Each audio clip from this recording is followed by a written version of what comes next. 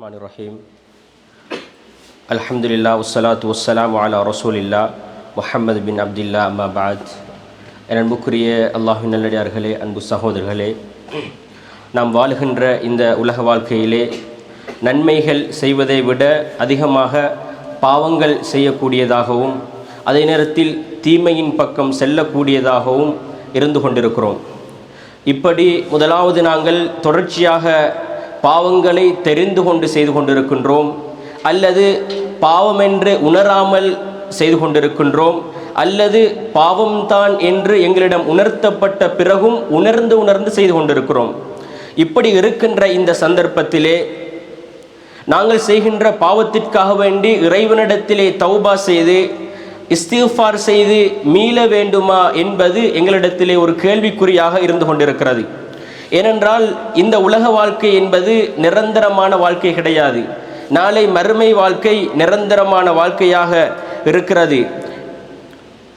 நாங்கள் இந்த உலகத்திலே செய்கின்ற பாவங்களுக்காக வேண்டி இறைவனிடத்திலே அதிகமாக இஸ்திஃபார்களையும் அதே போன்று தௌபாக்களையும் செய்து நாங்கள் மீள வேண்டும்.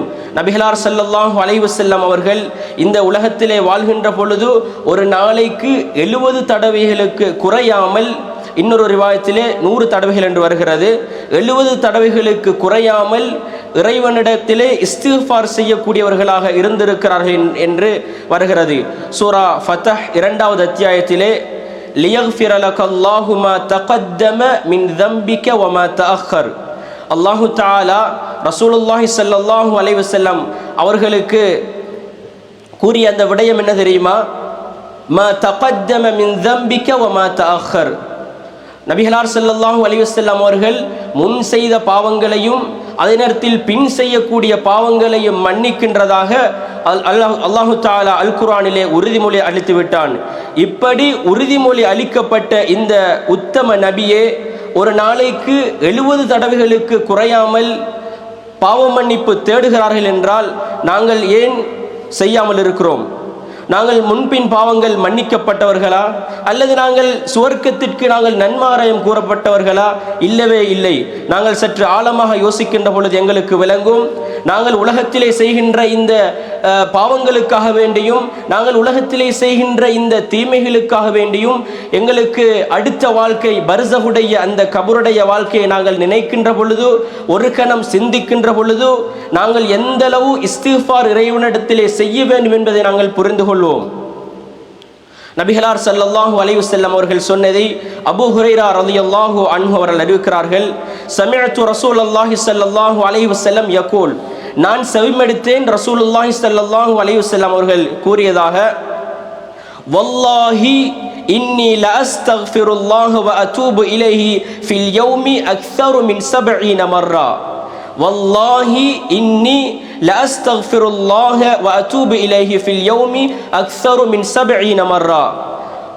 அல்லாஹ்வின் மீது ஆணையாக ஒரு நாளைக்கு 70 தடவைகளுக்கு குறையாமல் இறைவனிடத்திலே நான் பாவ மன்னிப்பு கேட்கிறேன், இஸ்திஃபார் செய்து கொள்கிறேன் என்று நபிகளார் ஸல்லல்லாஹு அலைஹி வஸல்லம் அவர்கள் இறைவனுடைய ஆணையாக என்று அந்த ஹதீஸிலே கூறியிருக்கிறார்கள்.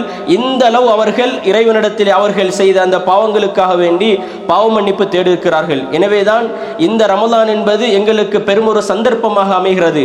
நாங்கள் உலகத்திலே செய்திருக்கின்ற எங்களுடைய இந்த பாவங்களுக்காக வேண்டியும் நாங்கள் செய்து கொண்டிருக்கின்ற அந்த தீமைகளுக்காக வேண்டியும் இந்த ரமலான் என்கிறது எங்களுக்கு ஒரு வாய்ப்பாக இருக்கிறது. எனவேதான் அதிகமாக எங்களுக்கு கிடைக்கின்ற சந்தர்ப்பங்களிலே இறைவனுக்கு இஸ்திஃபார் செய்து நாங்கள் செய்கின்ற பாவங்களை அல்லாஹ்விடத்திலே கேட்பதற்கு அல்லாஹு தஆலா எங்கள் அனைவருக்கும் அருள் செய்ய வேண்டும். வ ஆகிரு தஅவானா அல்ஹம்துலில்லாஹி ரப்பில் ஆலமீன்.